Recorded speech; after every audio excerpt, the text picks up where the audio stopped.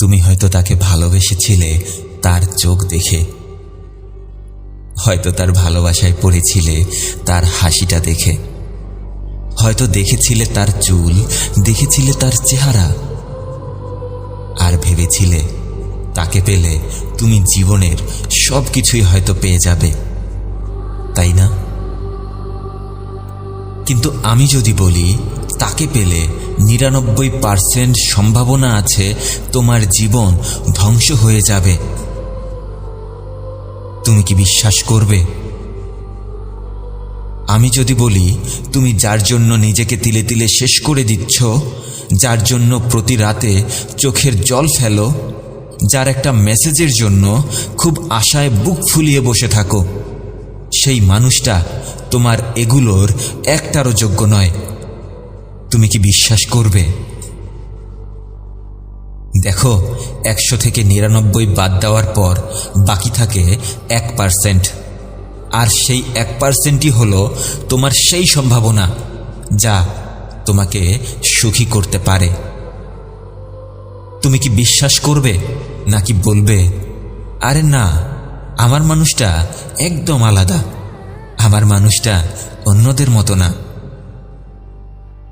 দেখো, সবাই বলে আমার মানুষটা আলাদা, সবাই ভাবে তার গল্পটা একটু ব্যতিক্রম, কিন্তু সবারই গল্পের শেষটা ঠিক একই রকম। আজকে আমি তোমাকে সেই কারণটাই বলবো যেটা হয়তো তোমাকে এর আগে কেউ বলেনি। দেখো, সরাসরি মূল পয়েন্টে আসি। ভালোবাসা মাত্র ২টা জিনিসের উপর নির্ভর করে তৈরি হয়। ১, সম্মানবোধ, ২, শ্রদ্ধাবোধ। এই দুইটার একটাও যদি মিসিং থাকে, তাহলে ওই মানুষটা তোমার জীবনে আসলে তোমার জীবনটা জাহান্নাম বানিয়ে দিয়ে যাবে সে। তুমি যদি রূপ দেখে ভালোবেসে থাকো, তাহলে তুমি বিপদে আছো। তুমি যদি চোখ দেখে ভালোবেসে থাকো, তাহলে তুমি বিপদে আছো। সুন্দর হয়ে কি লাভ যদি তোমার ভালোবাসার মানুষটা তোমাকে সম্মান করতেই না পারে? চোখের মায়ায় পড়ে কি লাভ যদি সেই চোখে তোমার প্রতি শ্রদ্ধাই না থাকে? দেখো, আমি শুধু তোমাকে বোঝানোর চেষ্টা করতে পারবো, কিন্তু বাস্তবতাটা তোমাকেই বুঝে নিতে হবে। তোমার ভালোবাসাটা আসলেই কি ভালোবাসা, নাকি শুধুই একটা মোহ, সেটা তোমাকেই বুঝে নিতে হবে। তুমি নিজেকে বোঝাতে না পারলে এই পৃথিবীর কেউ তোমাকে বোঝাতে পারবে না।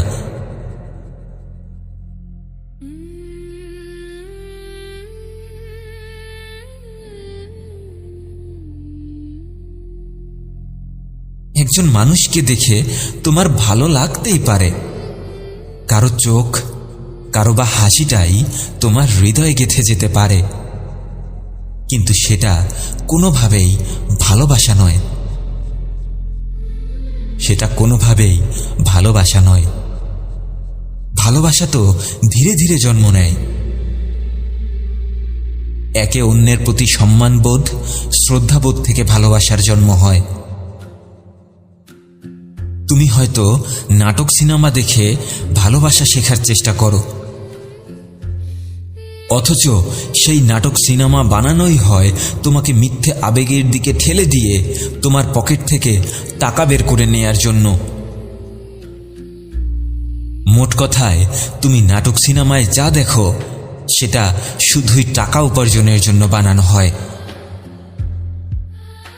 তুমি খেয়াল করে দেখবে, নাটক সিনেমায় বিয়ের আগে একটা ছেলে মেয়ের প্রেমে পড়ার গল্পটা অনেক বড়সড় করে দেখানো হলেও বিয়ের পরের জীবনের দায়িত্ব কর্তব্যগুলো কখনো দেখানো হয় না।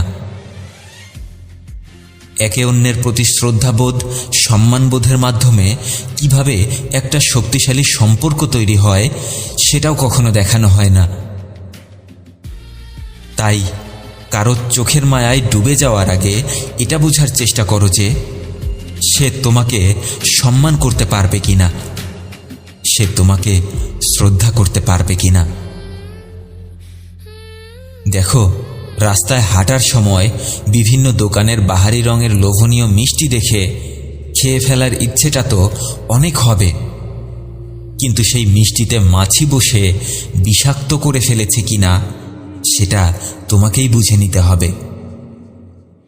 ওই মিষ্টি বাইরের ধুলাবালিতে নষ্ট হয়েছে কিনা, নিরাপদে তৈরি হয়েছে কিনা, সেই মিষ্টির চেহারা দেখে অনেক যত্নে বাড়িতে নিয়ে আসলে পুরো বাড়ির মানুষ অসুস্থ হয়ে যাবে কিনা সেটা তোমাকেই বুঝে নিতে হবে।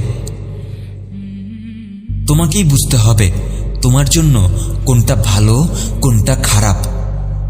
শুধুমাত্র মায়ায় পড়ে হুট করে কোনো সিদ্ধান্ত নিয়ে ফেলো না।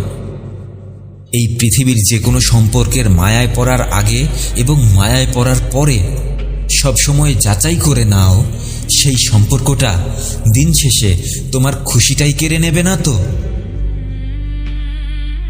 শুধুমাত্র জীবনসঙ্গীর সম্পর্কটাই নয়, তোমাকে প্রত্যেকটা সম্পর্ককে যাচাই করে নিতে হবে।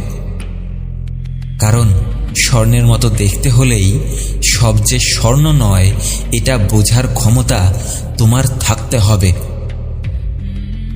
তাই তুমি যেটাকে ভালোবাসা ভাবছ সেটা ভালোবাসা নাও হতে পারে।